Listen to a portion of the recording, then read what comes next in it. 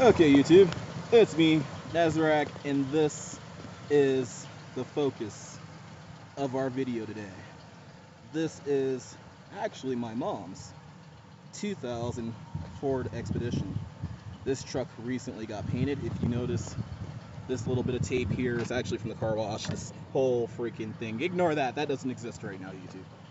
But I wanted to show you guys a quick before and after before I painted the wheels, and I wanted to give you guys a tutorial of how to actually paint wheels on a car like this and how much difference it'll actually make in the appearance of your truck and to really refresh it in general. So this truck has well over 200,000 miles and the wheels show it quite a bit. I mean, you could take a look at these wheels and see that, you know, like they have nicks, scrapes, scratches.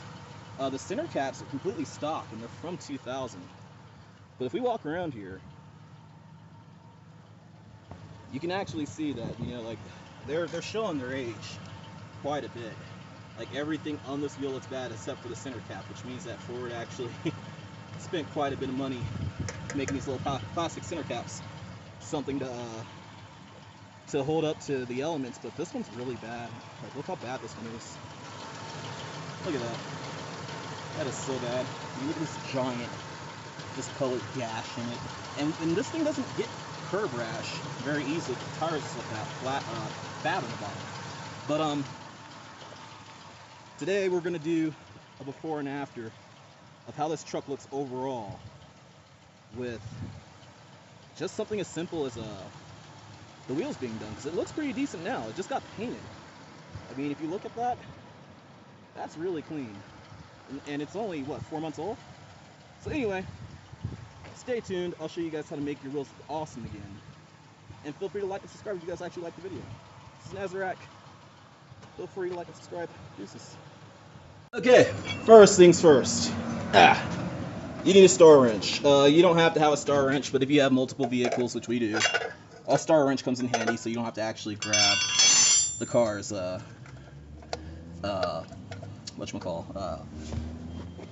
tire iron out the truck, because sometimes you lose those things and you really don't have control over that stuff sometimes. But anyway, this is how you take off the center cap. There's just a little notch here. You take your little pry bar or your 4-way, and you'll see this little thing right here, and that's meant to go in that little notch. You just pop that out and take that out. That pops right out. Okay, these things held up for what, 16 years with no issues at all. Like, they're in really good shape. Just a little bit of brake dust and that's it. But before you start jacking up the car, you want to bust all these lug nuts loose, because once you get in the air, depending on who tightened them last, they're only supposed to be at 100 foot-pounds, which isn't that bad. But in some cases, at those tire shops, they will just crank these things down to ridiculous ridiculous freaking torque loads, and they're really hard to get off. So take it off, bust all these loose while it's on the ground, okay?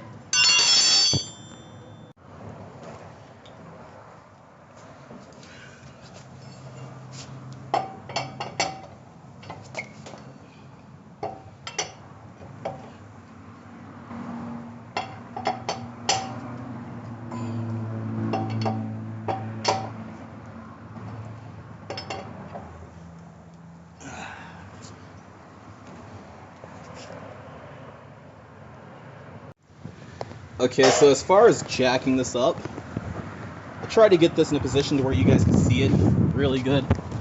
But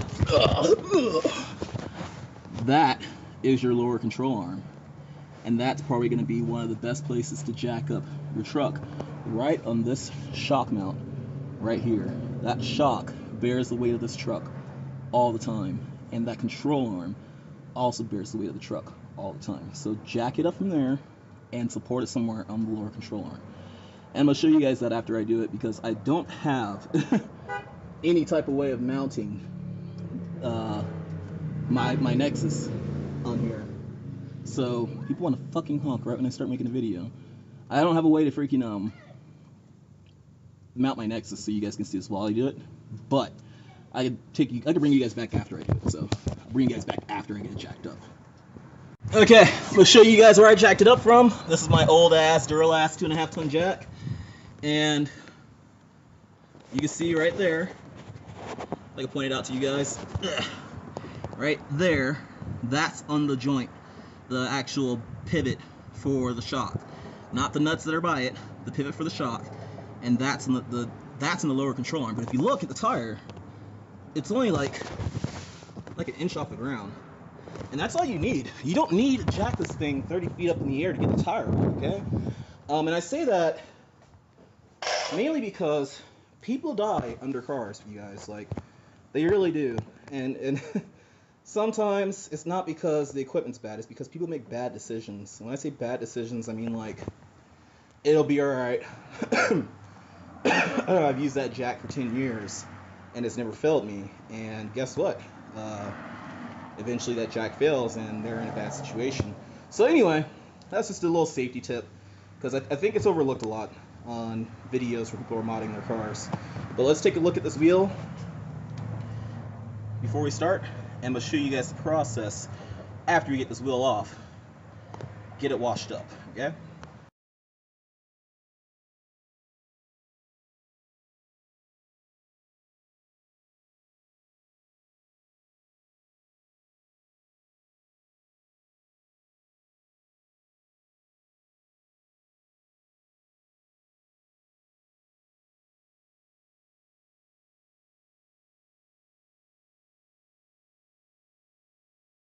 Alright, sorry about that, you guys. I experienced some technical issues with my Nexus 10, so I had to restart the entire thing. But you want to let your paper soak for a little bit. What I really wanted to show you guys was this.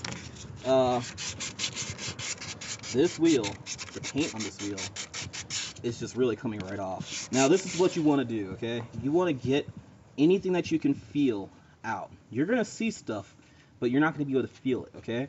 So when you can't feel it anymore, that means that it's smooth enough to where you can actually paint it, and you're going to get a uniform stipple to it. And what a stipple is, okay, so let's say you were to paint on this, and then you were to paint on the tire, right?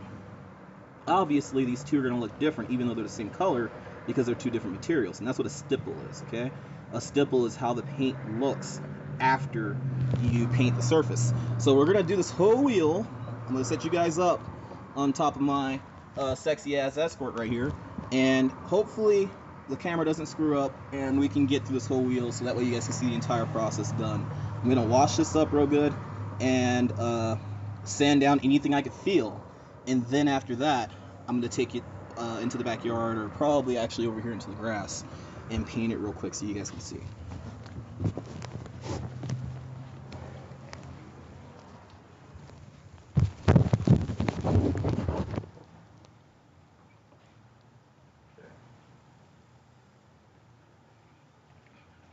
Okay, so quick wash, dirty rag,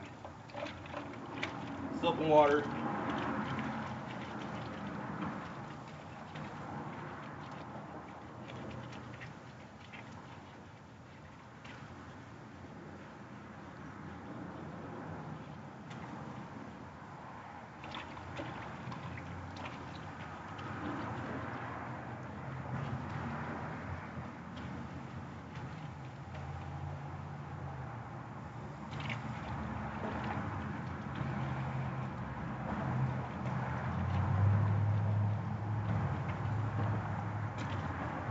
Okay, now I'm feeling for differences in texture. I can feel something different right here. So I'm gonna sand that down. Feel it again. Get my sandpaper. Sand it down some more. And you don't want to take all the paint off, because the paint actually helps the new paint stick. So don't think that you have to sand off all of the paint to get what you want here. And honestly, even this little bit of sanding I'm doing is taking off so much of the brake dust and dirt that it feels better. It's looking better. Like, there's a layer of clean paint under there. So, not even sure if you guys can hear me, but that's what's going on. Here's the spot where the old, one of the old weights were, and it kind of messed up the paint a little bit. And this outside rim, you want to sand that regardless, because that's what's really going to put emphasis on the new paint. So sand your outside rim completely, regardless of how it feels. That way the paint's more prone to stick to that stuff. And you don't have these weird anomalies in the rim of your paint that ruins the entire paint job.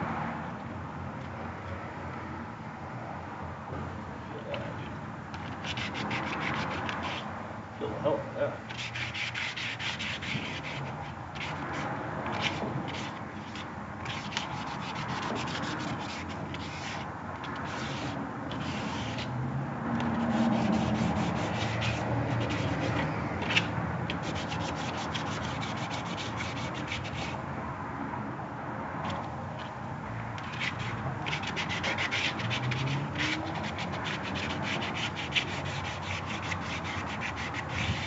In the center area, you really don't have to sand so much because it gets covered by your center cap anyway. But I'm gonna sand it and paint it anyway. Just when somebody takes the wheel off, it doesn't look like somebody just stopped halfway when they were doing the job.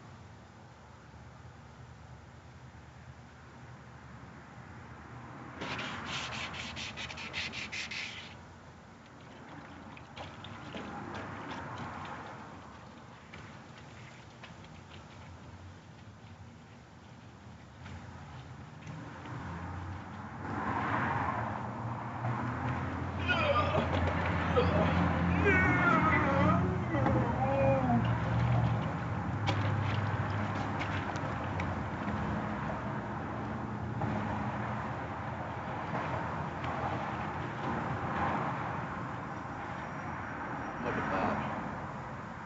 Look at how black that is. That's insane.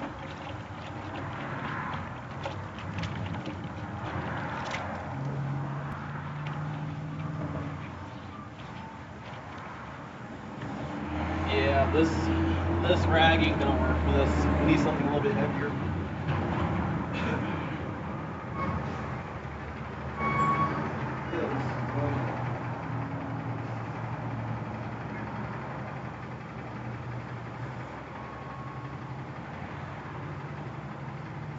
Why the hell is garbage man just stopped in front of my house?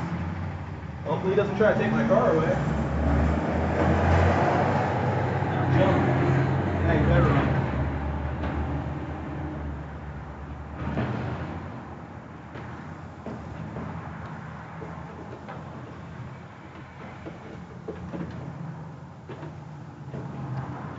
So when you find yourself facing stuff like this that makes your rags look like that, not sure if you guys can see that, don't be afraid to grab something old and nasty and dirty to clean it.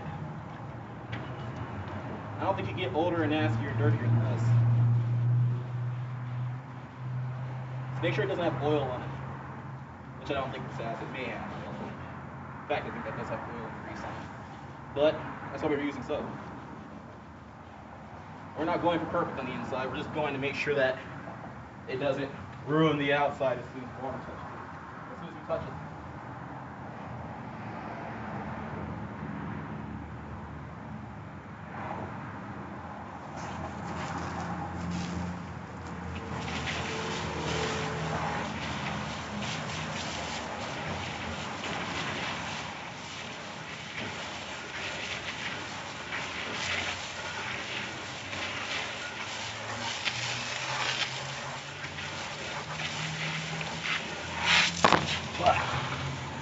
Straighten them out.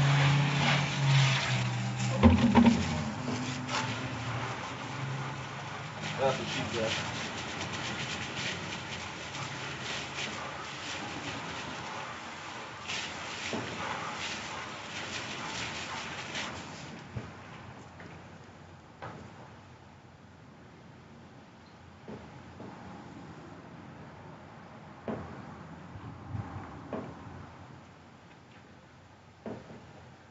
Okay. So I'm going to bring you guys in for a close-up on this so you guys can see. and I can really explain to you guys what's going on. Now, none of this stuff, like, I can't feel any of that. It may look different, but none of that's like when you touch it, you can't feel it. Like, you can't feel this scratch here. Like, it all feels pretty much uniform, okay? So now, okay, I can feel that one a little bit, but I don't think it's gonna make that big of a deal. I can feel that one a little bit, but not really. This one feels like it's gonna be all right. We're gonna start our first coat. We're gonna dry this off, start our first coat. All right, you guys, so here is how we're gonna deal with overspray and how to avoid getting paint on your tire. Basically, printer paper, scissors. Not sure if you guys can figure it out. My subscribers are usually pretty sharp, so I'm pretty sure they got it, but for you new guys out there, I'm gonna explain it anyway. So basically, you have these pieces of paper here, right? This thing does not want to stay in its case, right? I'm gonna take it out too. I can't take it out yet. Anyway, these sheets of paper, right? Basically what you want to do, if I can get this stood up a decent way. Hey, spray cans actually were used for something more than paint. So basically what you want to do is you want to cut these cards, and you want them to be more thick than thin, okay? Because if you cut them real thin, you got to put a whole bunch of them in there, and it takes forever to do one small portion of the freaking car. So maybe like 5 inches thick, you know, like 5 to maybe 6 inches thick. 5, or maybe, who cares? Like, really, you could do however thick you really want, I mean, honestly, but you want to have it to where you're not spending all day trying to fit these cards in here, and there's a little bit of breeze going on. So, you know, a breeze is all you need to freaking wreck your day with something as simple as this. So what you do, I'm going to show you guys some. I'm going to set you guys down so I can actually do what I'm trying to do. Gotta get this done before the sun goes down. So basically what you're going to do with your cards, I dried this off with the old sweater or something like that. And you want to take your cards, you want to stick them in the bead, like that, okay?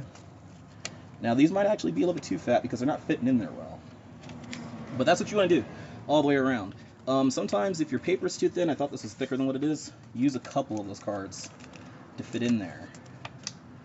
And keep going until you get exactly what you want. This isn't as easy as it looks like, because, I mean, you just saw the cards don't like going in there, but sometimes, you know, you have to use 2 hands and force them in there. But you guys get the premise of what I'm talking about here, right?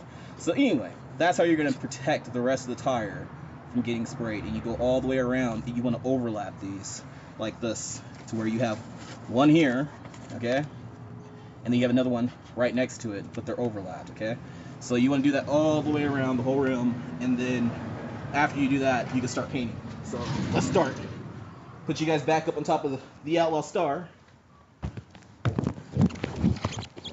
And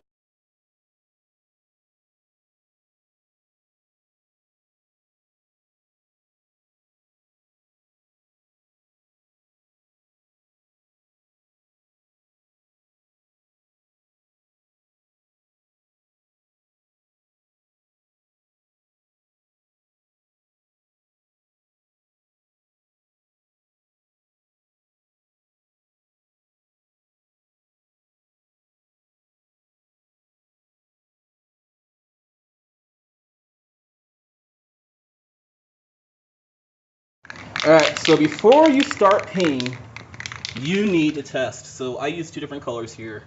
This color matched the rim almost perfectly. This other color that was shinier, that my mom was like, oh, I want my rims to be shiny. That is way off base. Oh man, this thing's messing up again. That's way off base, and you don't want to use a color that is going to be clashing with what's already on the vehicle. I mean, you don't want to mind, like, you don't want to be afraid to go out on a limb, but you don't want to freaking clash with the rest of the parts of your car. This camera's acting stupid again, dude, and I just restarted this thing twice, so getting a little bit frustrated here, YouTube. This might turn into a picture show, and if it does, you know why. And I still got freaking 3 more of these to do, so don't want to spend all day freaking fighting with the camera when I got stuff to do. But we're gonna wait for this in right here, because you see those gaps?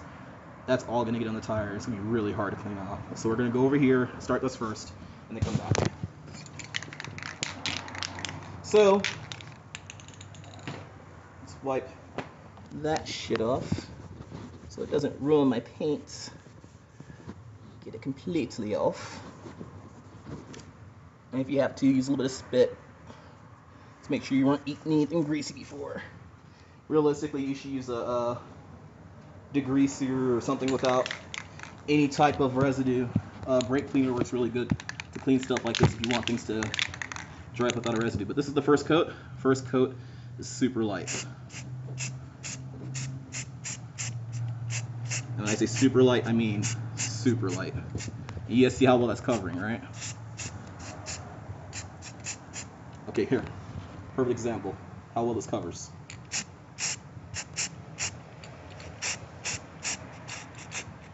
Oh shit, how did that happen? Your nozzle got dirty that fast. That's a bad thing. When your nozzle gets dirty, that's bad. It ruins everything, okay? Anyway, this is really hard to do and hold the camera, so I'm gonna put you guys down. I'll bring you guys back after I get the first coat on. Alright, YouTube, my tablet's acting extra stupid, like for no reason at all. But this is a very light 2 coats of paint. Now I ran into something with this Rust-Oleum that I don't usually run into, but I'm getting like little clumps of paint coming out that's doing shit like that, and that's really frustrating when you do all the prep work and you still have that. So Rust-Oleum, you guys need to work on that, okay? I'm not gonna be an asshole about it. I mean, the color's perfect, but that's bullshit, dude. Like, I hate to say it, but that's bullshit. If I decide to go and paint something, the paint should reflect what the hell I put into it, okay? Anyway, this is 2 light coats. I brought you guys back for the very last coat. The wind's picking up, and it's making this harder and harder to do. So, here's the final coat. See what I mean? This coat isn't really for the outside, it's really for those inside parts, because I just did the outside, and the paper just ruined my paint right there, so gotta paint back over that. It does cover really good, though, I will say that. I'll give Rust-Oleum that bit. Real light coats. This last coat is going on a little bit thicker, because I want to get all of that crap that Rust-Oleum left to me out. Now, there's a real issue here. Fuck me, Jesus Christ. This is why I get pissed off, dude. So now I gotta paint that again. And now I gotta clean these wheels afterward because freaking the stupid cars wanna just blow. So guess what? We're getting rid of all these cars right now, because they're just ruining everything. I've never had that much trouble with cars before. And now I gotta cover up all that crap that they screwed up. And now I gotta clean the tire. So anyway, those cards, don't freaking do them more than freaking 4 inches, dude, because it will ruin your day. But now you guys do get to see the wheel, as long as I don't drop it like an idiot after I bitched about everything else. And you guys can see that looks pretty damn spiffy. There's the old one over there. So put them side by side so you guys can really see them real quick. We'll gently lay that against the truck. There's the old, and there's the new. So which one would you rather have in your truck? So I'm probably gonna actually end this video right here. Running into a bunch of crap. Sun's about to go down. This is the end of the how-to part. I'm gonna bring you guys back after I get all the other 3 done. Jesus Christ, 3 more of these to do. After I get the last 3 done, I'm gonna bring you guys back, and then we are going to do another walk around in the cul-de-sac just so you guys can see how it looks like.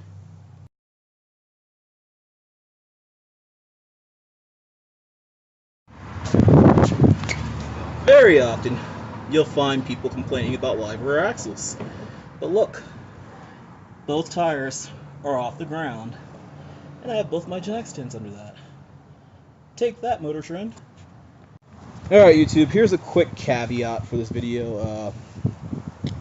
Honestly, if you're going to do this, expect to spend some time doing this to get the results that you want. When I say results that you want, I mean really nice, extremely close to factory finishing. Like, you're gonna have to spend some time here. What I came to realize was that when I first started this, I blew through the first 2 wheels. Okay, the first 2 wheels I went through pretty quick, and I noticed some spots. I guess I could show you guys real quick what I'm talking about. I noticed some spots that I really didn't like. Okay, and it's not, terrible.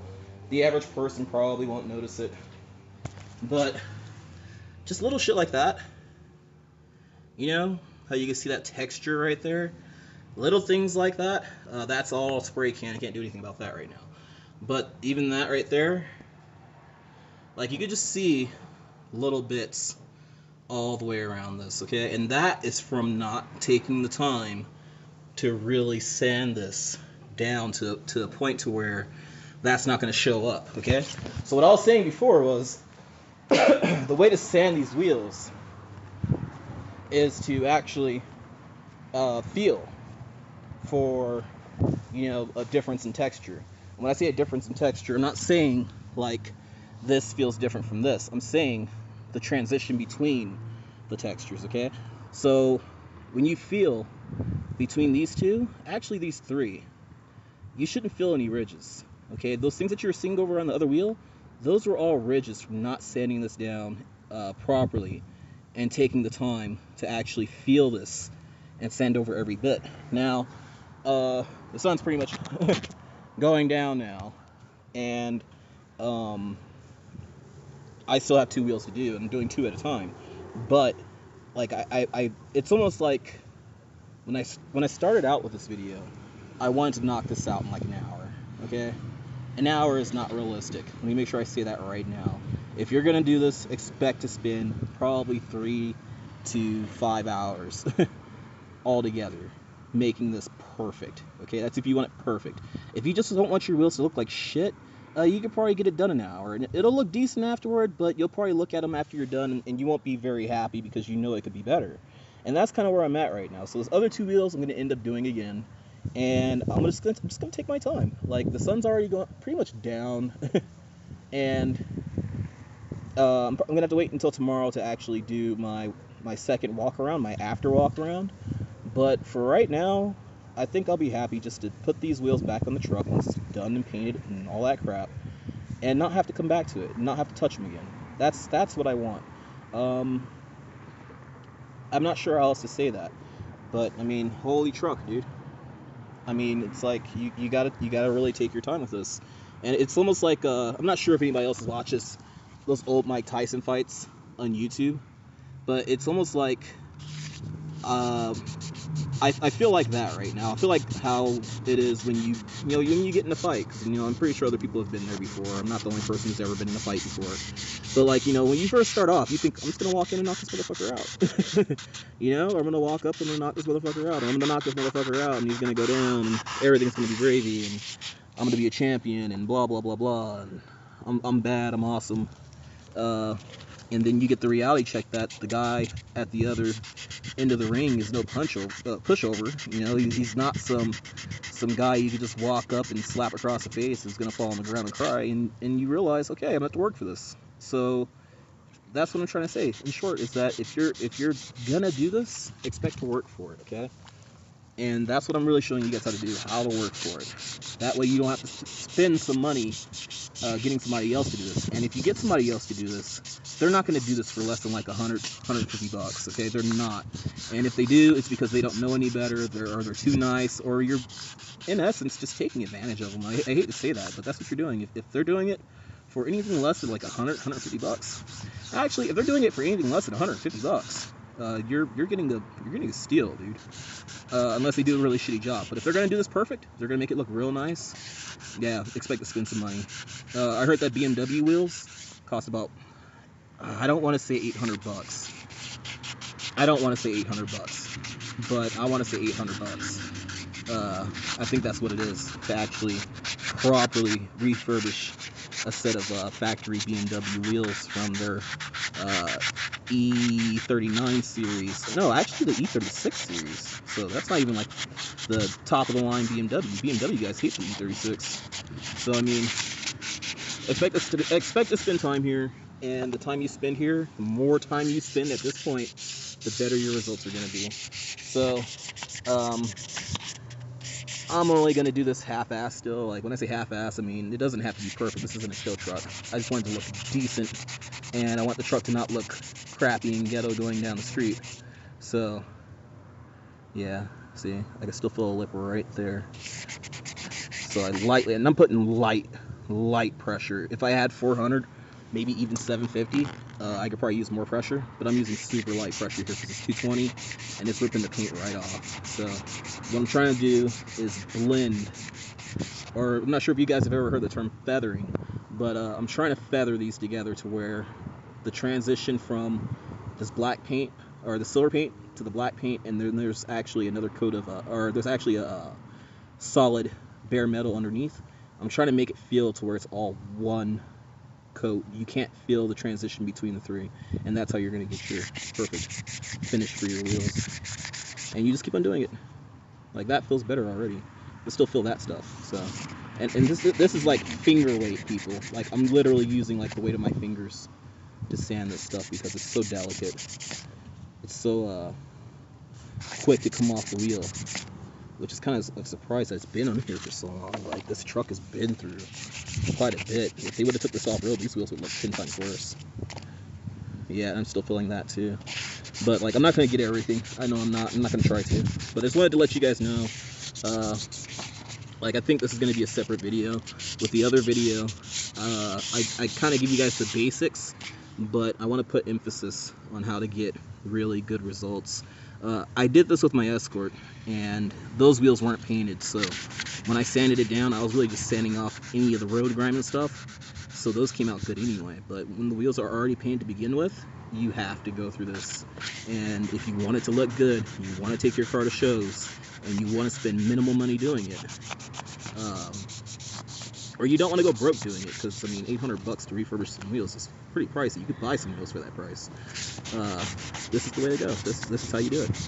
And sometimes time is more precious than money, and in other cases, time is more, what's the word I'm looking for? It gives you more credibility than money does, because it's harder to put the time in than it is to put the money in. And a lot of people don't realize that. Like, it's easier to pay somebody to do this shit than it is to be the guy getting paid for it. You know, my life, I've always been the guy getting paid to do shit like this, but, you know, honestly, it's worth it, honestly. Like, if you do it, you'll feel different afterward. You won't be the same person after, you know, taking your time to craft something like this versus, you know, the type of person who just pays for it. A person who pays for things doesn't understand what effort is, okay? That's why Donald Trump has a bunch of supporters who are more than likely rich folks, okay? They more than likely are people who aren't going through hard times and have a decent amount of money. You know, it's the same thing with Democrats. Democrats with Hillary. Why am I bringing politics into cars? You know what? Screw this. Yeah. Sweat equity, people. It's a lot more valuable than you think. And guess what? People respect you more for putting in the sweat equity than they do for, you know, just dumping cash into something. Because guess what? Any rich fuck can do that. Not everybody can do this, okay? This is for a select few. This is for the hard body cars crowd, okay? So anyway, hope you guys enjoyed it. Feel free to like and subscribe. I hope that this helped you guys out. I'm gonna give you guys a picture of these two after they're done, just to send you guys off without you know, stroking you and not letting you finish. Anyway, feel free to like and subscribe. Deuces. Hey YouTube, it's me, Nezrak, and the truck's wheels are mostly done. That one needs quite a bit of work because I actually couldn't even mask that one off because it was too windy, and it really made me want to talk about working on cars in general, okay? So this truck's not done. Let me make sure I say that. That wheel is laughable. It's a joke right now, and it's not going to be done until tomorrow. And I'm an impatient guy when it comes to certain things, especially when I think I could get it done the first time rather efficiently. But I don't know what it is, man. Like, honestly, I'm kind of overworking on cars. Not in general. Yeah, this alarm just went off to interrupt me while I'm making a video to tell me that it's 8 o'clock. So, anyway, um, let's just say some words were dropped there. Some expletives were dropped there. But basically, what I'm getting at here is I hear a lot of things, a lot of talk, a lot of praise and envy, and people saying things like, oh, you know how to work on cars so that you make good money, and this, that, and the other. And it's not true. Let me make sure I say that first off and foremost. Unless I went and worked at a dealership, I wouldn't be making very much money. And unless I went to a really decent specialty shop with a good reputation, I still, would be making some money, but I still wouldn't be making good money. Unless it's something like Volvo or Mercedes or BMW or Volkswagen, one of those German brands that are a little bit harder to work on. But basically, you guys, this shit gets old. And when I say this shit, I mean this shit. Just doing stuff like that, doing wheels, doing tires, it gets old. And it's just that there's always these little frustrating things that stop you from doing the job that you know you can do. And I think it's worse because you know that you could do a better job than what you're doing, okay? This car's loud as shit right now. But, me personally, like, let's say if I had the option of doing this the way I wanted to, I'd mount every single tire. I'd sand down every single wheel with either a wire wheel or a brass wire wheel or something equivalent, maybe a Scotch-Brite pad and a pneumatic angle grinder. And then after all that was done, I'd do some self-etching primer, then I'd do some primer filler, and then I'd sand it down again, and then I paint it with what I painted it with today, or something of better quality. If I really had the money to do something, I'd have an oven in my garage that isn't, the oven that doesn't work very well, and I powder coat these, okay? But all those things cost money. Not only do they cost money, they cost time. And when you work on cars like this, and you're doing things like setting up the cars like how I was in the video for painting these wheels, and you're constantly having like Mother Nature, other cars, other stupid little factors that just stop you from doing the job that you want to do, you eventually end up feeling like, you're just constantly being challenged to do something that's not that difficult. Okay, now this is kind of worth it because at the end of this, it's going to make the car look a lot better. The truck's going to look miles better, even though it's not that great of a job. It's going to look miles better. Don't get me wrong, it's worth it. But with that said, this does wear on you, okay? If you're thinking about becoming a mechanic and starting your own business, you need to understand that A, you can't be cheap. You have to work for not just like, imaginary overhead, even if you're working out of your own garage. You have to work to make sure that you can replace the tools that break while you're working on cars. Like there's all kinds of things that go into this. And I'm going off track here with saying this, but like there's a lot of factors that go into working on cars. There's a lot of tools that you need. And some cars require special tools just for that one job. And those parts or tools aren't exactly cheap either. So I mean, this wears on you. This whole working on cars gig, it wears on you, regardless of how knowledgeable you are. Unless you have a shop where you have access to a bunch of tools, where anything that you run into, you have the tool assortment to really make things easier for you. That includes torches, chisels, lug outs, freaking a good parts supplier. All those things are what make you successful as a mechanic. Me personally, I work on a minimalist basis. Like I have like the cheapest tools. I have like the cheapest setup that you could possibly have, dude. Like literally just a bunch of tools that I had working on my own car, and then just buying more tools as I went along and ran into situations where I needed better tools to work on different cars. But as far as doing this for a career, for money, no, I don't want to do it. I don't want to spend all of my time getting my ass kicked by cars. I don't. It'd be different if I had maybe even just an impact. I might break down by an impact because it would make things go by faster, and it will make me use a little bit less little bit less of my balls to get some of these things done. But at the same time, you know, I mean, I don't mind doing it by hand because I know, like, when I share things online, everybody can afford impacts. Not only that, some people would make really big mistakes if they had impacts available to them. So like, it's a learning process. Like even for me, I've been into cars since I was a kid, probably like 5. Okay, I'll say 5 is when I really first started looking at cars. Fuck that, dude. 4, maybe even younger than that. Okay, like I started looking at cars differently from everybody else at a very young age, and it's not because I'm some car guru and I know everything about cars. I know a lot about cars, but it's because that's what interested me. When I'm driving around, I have ADD like a motherfucker, dude. I'll be in the passenger seat of a car mid sentence.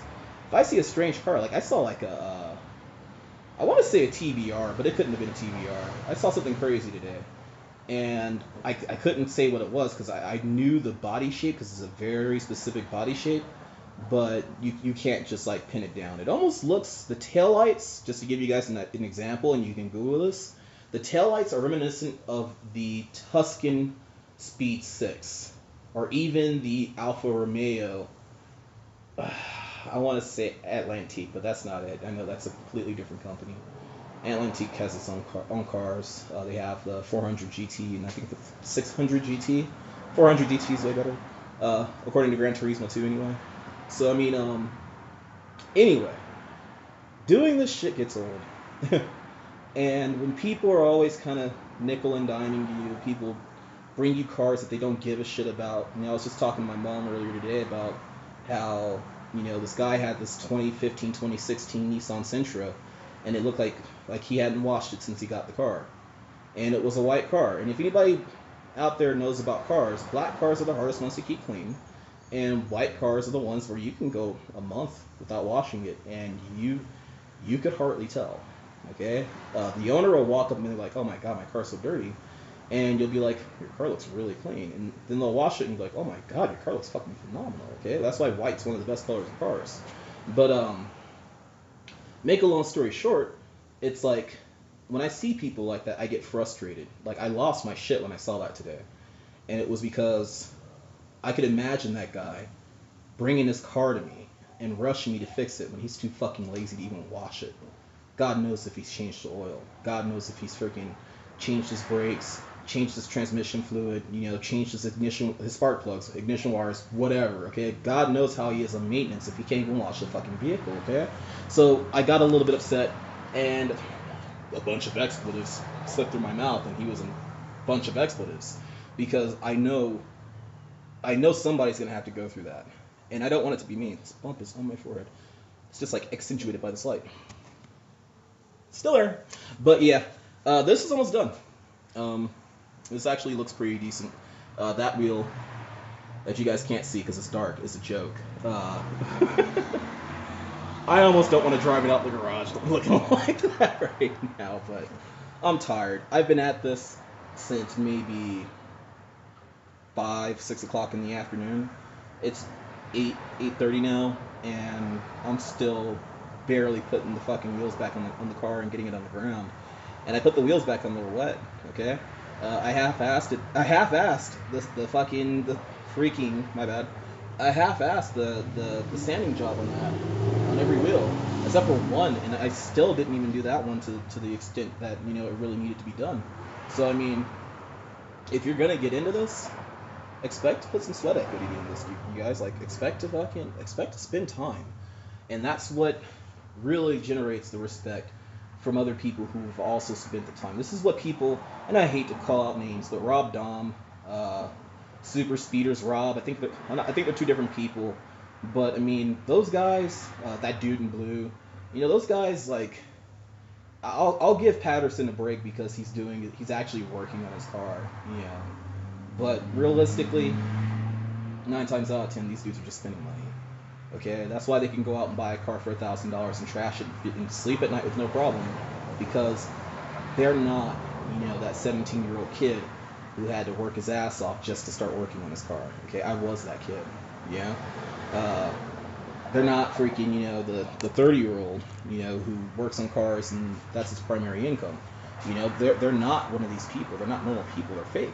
You know, and I hate to say that, but just because you could buy a fucking Dodge Viper doesn't mean that you're an awesome guy. It means that you were fortunate enough to be in a position to buy a Dodge Viper. I give zero fucks about how good your business sense is, to be completely honest.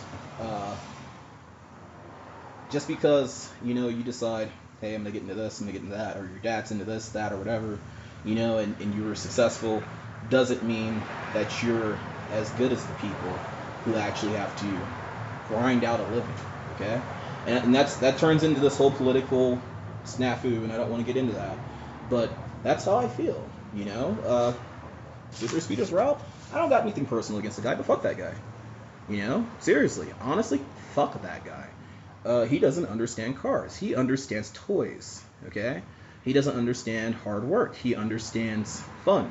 Okay, and I'm not saying that there's anything wrong with that, but when people are critical of you and you're that type of person, I think you should be a little bit more receptive to what they're saying. And that's why, like, and let's toss out some cool guys out there. Let's not just throw people under the bus and make this a negative video. But what's his name?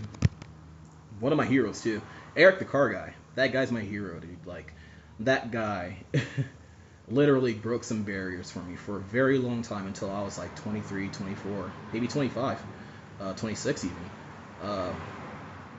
I wouldn't try to go out and just rip an engine apart until I saw Eric the car guy. Until that guy went on freaking YouTube and started posting those videos about head bolts and everything else, and how every different car has its specs and blah blah blah blah, and really start laying things out. Like he really showed me that a busted transmission doesn't mean that your car has no value. He really showed me that a blown head gasket doesn't mean, okay, well, it's going to cost $1,400 and the car's only worth $1,400. Guess what? The car is worth more than $1,400. Okay, and a lot of people say, oh, well, KBB says it's worth $1,400. KBB wants you to buy a new car. Okay, they have a incentive to get you to buy something new. And I'm trying to make this video short. It's almost 13 minutes already. But I mean, every month that you're not making a car payment is at least $180 in your pocket. So if you keep that car for 10 months after fixing the head gasket, and you fix other stuff on it, guess what? Those things will have to be fixed anyway. So you just saved $1,800. Okay? The insurance is more expensive on newer cars, so you save money there. Your registration is more expensive on newer cars, so you saved money there. The parts for newer cars are more expensive, and sometimes these newer cars have parts that fail from the factory. And like, let's say your starter fails on your 2016 Cadillac CTS. Guess what? You're going to be spending quite a few bucks for it. And if you're one of those people with really expensive taste, I mean, Cadillacs are not, they're really nice, but they're not super expensive. Let's say you like AMG or Mercedes even, and you decide to, go out and buy a used Mercedes and you need a shock. That shock's probably like $900, okay? So, I mean, money is a big factor when it comes to cars, and that's why I don't like, a lot of the posers that are out there. And I hate to just like call shots like that, because I know I'm going to get a lot of shit for it, but like, there was some dude who built a 800 horsepower GTR and people are like worshiping him online, and I'm like, bro, you bought a GTR and made 800 horsepower. It's 2016. They've been doing that since 2009. And then he says something like, oh, Darren, do you know how big the main bearings are? No, I don't fucking know how big the main bearings are, but I can fucking find out. I got Google, bitch, And just because you know that doesn't mean you're special. Getting a GTR to 800 horsepower isn't hard. You know what's awesome? Would be freaking badass if I got that car right there to 800 horsepower, okay? But even then, what would I lose? What would I lose in exchange for 800 horsepower? What would I gain and what would I lose? Okay, yeah, I could go and I could blow the doors off of the Z06 Corvette. But then guess what? Some asshole in a Honda that has 930 horsepower is going to come up and beat me. And next thing you know, nobody cares about me anymore because my 800 horsepower SOHC 1988 Ford Escort GT lost to a Honda that just breathed better and had a better turbo and better tune, yeah? It had a little bit more money put into it. So, I mean, it's like the horsepower wars, to me, if you're not a manufacturer, you're just a fucking kid who doesn't understand cars. And I hate to say that, because then again, I'm throwing people like 1320 under the bus, and I love 1320, okay? But I mean, there's a lot more to cars, working on cars, fixing cars, freaking modifying cars, than a number, okay? And I think the guys at Mighty Car Mods barely realized that this year with their, or was it last year, their Mini Cooper, their Japanese Mini Cooper S. I think they barely realized that with that car. Yeah, you want some more power. You definitely want some more power. Like this thing with 250 horsepower, I'd be set. I wouldn't need anything else. 250 horsepower and probably about $5,000 in suspension. Like, yeah,